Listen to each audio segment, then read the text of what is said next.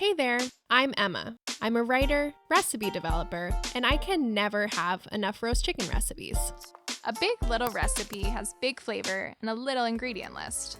Today, our food stylist Coral is making my recipe for the lemoniest roast chicken in town. We're using lemons 4 different ways. First up, a zesty salt rub to brine the meat. This hangs out for a day or 2, so make sure to plan ahead.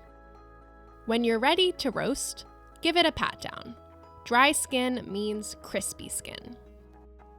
More lemon zest. This time, for the butter we're rubbing all over the chicken.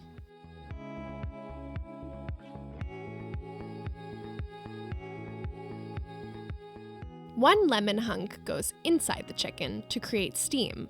The rest go in the skillet where they'll caramelize.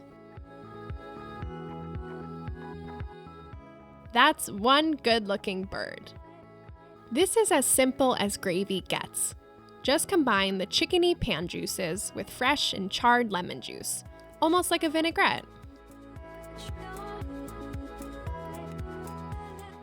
Serve with something to sop up all that goodness.